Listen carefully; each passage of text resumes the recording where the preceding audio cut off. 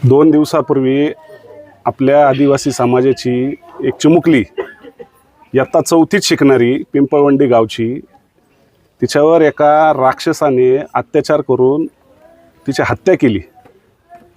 बरं, ते लेकरू त्या दिवशी आजारी होतं, शाळेत गेली नाही।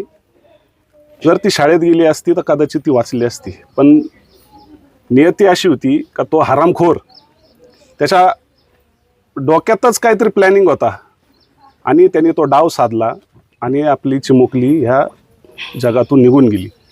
पण ह्या कुटुंबाच्या पाठीशी पूर्ण आम्ही भारतीय जनता पार्टी म्हणून आणि समाज म्हणून पूर्ण महाराष्ट्रातून या कुटुंबाच्या पाठीशी, आणि त्या हरामखोराला फाशीची शिक्षा ही कठोरातली कठोर झाली पाहिजे।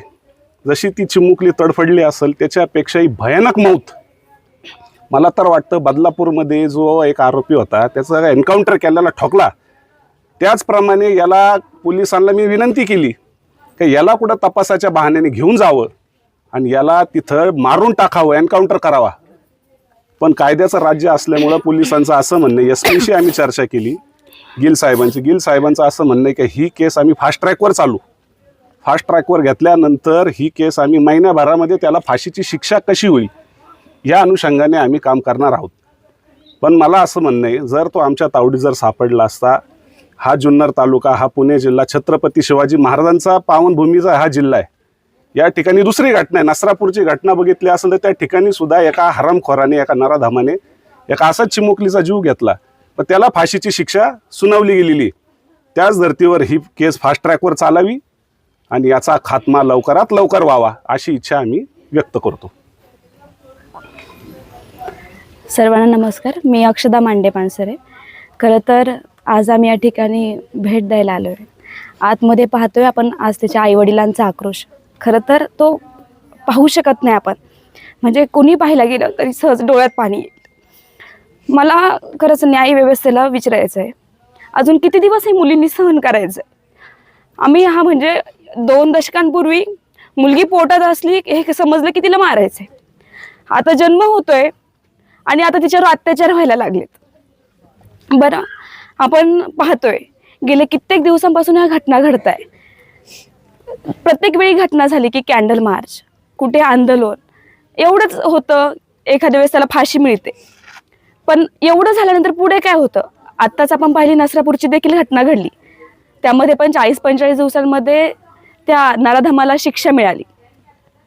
कुठे तेवढे दिवस जात नाही तर आता ही दुसरी आमच्या चिमुकलीचा जीव गेलाय। खरं तर हे कुठेतरी थांबायला पाहिजे। मला असं वाटतंय की ही घटना किंवा ह्या क्रूर प्रवृत्तीचा विचार मनात देखील यायला नको, यासाठी कायदा कुठेतरी बदलला गेला पाहिजे। आणि जेव्हा अशी घटना घडेल ना, त्या नराधमाला भर चौकात तडतडून तडफडून त्याला मारलं पाहिजे लोकांसमोर। जेव्हा तुम्ही लोकांसमोर त्याला माराल ना, तेव्हा इतर नराधमांच्या मनात देखील तो विचार करताना त्यांना 100 वेळेस तो विचार करावा लागेल। माझी खरंच प्रशासनाला विनंती आहे, ठीक आहे, आता आपल्याला पोलीस प्रशासन खूप मदत करते, गिल साहेब पाहतोय आपण, आता दुसरी त्यांची इथे फेरी आहे, म्हणजे ते पण खूप ॲक्टिव्ह झाले, त्यांची फार मदत होतीये। पण किती वेळा ह्या घटना घडणार आहेत? कुठेतरी या थांबल्या गेल्या पाहिजेत। आज आम्ही जुन्नर तालुक्यातल्या जिजाऊंच्या लेकी आज या ठिकाणी खरं तर भेट द्यायला आलोय। 2 दिवस झाले, खरं तर मन होत नाही, आमच्या ह्या छोट्या छोट्या मुली आम्ही या ठिकाणी घेऊन आलोय। प्रश्न पडले ना, शाळेत तरी पाठवायचं की नाही, की घरी ठेवलं तर शेजाऱ्यांवर विश्वास ठेवायचा की नाही? ही प्रवृत्ती कधी थांबणार आहे? प्रशासनाने याच्यावर कठोर कारवाई केली पाहिजे। ज्या दिवशी कारवाई घडेल कठोरातली कठोर, त्या दिवशी आम्ही मुली सुटकेचा श्वास घेऊ शकतो। माझी खरंच प्रशासनाला जाहीर विनंती आहे, तुम्ही वेळीच काहीतरी निर्णय घ्या। जर आज आमचे महाराज असते ना, कधी चौरंगा झाला असता, आम्हाला हे दिवस पाहायची वेळ नसती आली।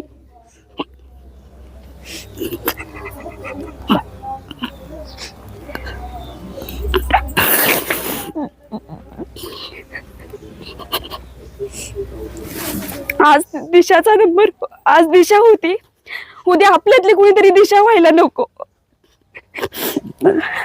सॉरी, धन्यवाद।